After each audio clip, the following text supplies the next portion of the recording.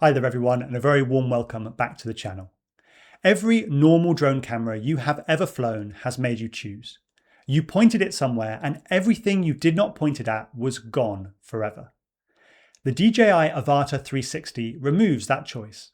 It records the whole sphere and you get to decide where to look afterwards, on the ground, as many times as you like. That is a genuinely game-changing structural advantage, and I want to be clear up front that I think it's real. But it's also not free from an engineering perspective, and the price is paid in a currency that no manufacturer wants to talk about. Every review of this drone is going to tell you that the footage goes a little bit soft after reframing. None of them will tell you how soft or why, or at what point the footage stops being usable for what you need to do. 20 pixels per degree. That is the whole video, one number, where it comes from and what it costs you. And although the camera that we're going to be looking at happens to be bolted to an aircraft, which as we know in FPV is the most fun that you can have with a camera, none of this is just about drones. Two fisheye lenses pointing in opposite directions is the same, whether they're on a stick, a helmet, or a quadcopter. This number, this trade-off applies to all of them, which is just as well, because the manufacturers cannot currently agree on what their own headline specifications mean. So let's not waste any more time. Let's dive right into it. To be completely transparent, DJI did offer to pay me for a review video of the Avata 360 drone, and I refused. I will never do paid review videos on this channel. But I did say that they could send me the drone with no strings attached, and I would use it to make a useful video for the community. So here we are. And about that disagreement I mentioned, GoPro market the Max 2 as the only true 8K 360 camera on the grounds that everyone else is upscaling. Insta360 state openly that the X5 super samples from 11K down to 8K, and DJI just quote 8K without qualifying it at all. Three definitions of one number, 8K, and an independent side-by-side in which the camera claiming 20% more resolution produced the softest footage of the three. So by the end of this, you will have one formula. Point it at any 360 camera from its spec sheet before you spend anything, and you will know roughly what it's going to deliver at the framing you will actually use. In order to be able to compare the capabilities of a 360 cam to a normal camera, we have to know how they're built. 360 cams use two sensors with two fisheye lenses pointing in opposite directions, each covering slightly more than a hemisphere so the edges overlap and can be stitched together. That is every consumer 360 cam ever made. The differences are in the details, and the details are where the resolution goes. Detail number one. A fisheye lens projects a circular image onto a rectangular sensor. A circle inside a perfect square uses pi/4 of the area, which is about 78.5%. That means that roughly 21.5% of the pixels never see light at all. On a 64 megapixel sensor, like the one in the DJI Avata 360, that is nearly 14 megapixels of permanent black. And it has to be inscribed rather than overflowing because you need the whole circle. Let it spill over the edges and you fill every pixel on the sensor, but you lose coverage top and bottom, and now there is a hole in your sphere that you can never recover. Detail number two, and this is why sensor shape matters much more than sensor size. Put that circle on a conventional 4x3 sensor, and the circle is obviously limited by the short edge, leaving a big unused strip either side. Efficiency drops to around 59%.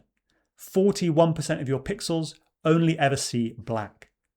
This is why DJI use square sensors in their 360 products. Square is not just marketing, it's the difference between a 9.6mm image circle and a 7.2mm one. Same category of sensor, same spec, but a meaningfully different amount of usable pixels. So when you're comparing sensor sizes across this category, the headline dimension is not the comparison. The image circle diameter is. And it's pretty easy to calculate. Here are the two numbers that matter and that no manufacturer prints on the box. A 360 cam has to spread its pixels around a sphere, and while a full turn is 360 degrees, we need a little bit more than that so we have overlap to stitch the two images together. That means that the Avata 360 spreads its 8,000 pixels around 400 degrees of sky. So we have 20 pixels for every degree of the world. That's the honest resolution specification for a 360 camera. The second number is illumination per pixel. This determines low light performance and decides whether your reframed shot comes out clean or noisy. Your instinct might be to check the F number. All of these cameras are around f2, so you would assume they are equally sensitive. But they are not, and it is not close. F number tells you how bright the image is per square millimeter of sensor. It's why f2 gives the same exposure on any analog film camera ever made, and why it was invented. But these digital sensors don't collect light as a surface, they collect it as pixels. So the light any single pixel gets is that brightness multiplied by the pixel's own area. Same rainfall, bigger bucket. That is the second formula, and it's the one that predicts noise. Which brings up something that some of these cameras do, but none of them advertise. They make their pixels effectively bigger before they hand you the file. The Avata 360 does it at capture. 64 megapixels combined 2x2, giving 1 pixel of 2.4 microns, where before there were 4 about 1.2 microns. Insta360 do it at the other end. They capture at 11K and deliver at 8K, which again averages the same way. It makes the pixels bigger. GoPro, however, do neither. They capture at 8K and give you 8K. The pixel size stays the same. Now that we know what the two key metrics are, we can plot them on a chart for these different 360 cameras and also compare to some standard action cameras that we might want to fly on our drones. We'll start with pixels per degree because this is the simplest for the 360 cams. They all export 8K footage and they're all covering a full 360 degree field of view, which means that the effective pixels per degree at output is always about 21. One caveat to that is that the Avata 360 has 7,200 native pixels for a 360 degree field of view, which means that it has to upsample a bit, interpolate, to get to a 7680 output. The Insta360 is downsampling and the GoPro Max 2 has a native 7680 resolution. If we compare the pixels per degree to action cameras like the O4A Unit Pro and the GoPro Hero 13, you can see that these action cameras still have a much higher pixels per degree than any of the 360 cams we're looking at. And that's because they have similar resolution sensors, but compressed to a narrower field of view. One credit where credit is due. DJI are the only manufacturer that publish a reframing threshold for their 360 camera. And they say that if you crop down to 100 degrees field of view, you will get 1920 by 1080 resolution. And if you're happy with a wider field of view, like the same 155 degree diagonal that the DJI O4 Pro gives you, then you'll get about 2.9K resolution, which is pretty respectable, but it's not the 4K that the O4 Pro gives. If we look instead at the illumination per pixel, we can see that the Avata 360 has a huge advantage. It's got twice the illumination per pixel of the Insta360 and 5 times that of the GoPro Max 2. And the reason for that is a much larger sensor at the same f-stop value. So the pixel area is bigger and therefore at the same illumination per millimeter squared, it captures a lot more light. Also, we can see that the Avata 360 camera has better illumination per pixel than the O4A Unit Pro or the GoPro Hero 13. Again, for the same reason, a larger sensor at a similar f-stop value. If we look at the Insta360 X5 versus the O4A Unit Pro, we can see that the illumination per pixel is pretty similar, so we would expect these cameras to have similar low light performance. And this sort of explains why there have been some complaints about muddiness or a lack of clarity in the GoPro Max 2, particularly in lower light conditions, because with that much smaller pixel size, you run into issues with the optical resolution of the lens and also the amount of light you're able to capture to produce a noise-free image. We can also measure this analytically using a slanted edge test chart like this one and a free tool called MTF Mapper. MTF Mapper determines the spatial resolution of a camera system by looking at how closely you could space black and white lines and the camera still be able to resolve 50% of the contrast change between those black and white lines. I compared the Avata 360 against the GoPro Max 2 under identical 600 lux illumination conditions and the same distance from the target. A perfect score is 0.5 cycles per pixel. That's the Nyquist sampling frequency. The Avata 360 scores about 0.18, which is respectable, and the GoPro Max 2 0.125. So we can see that the Avata 360 does manage higher spatial resolution than the GoPro Max 2 under the same test conditions, and that's down to probably the larger sensor size, but also potentially the optics as well. One of the areas that 360 cams often struggle is the seam line, where an algorithm has to stitch together the footage from the top and bottom lens. Depending on how close a high contrast object like this ping pong ball is to the 360 cam, you can often see an aberration or even the object disappear completely as it falls inside that seam line.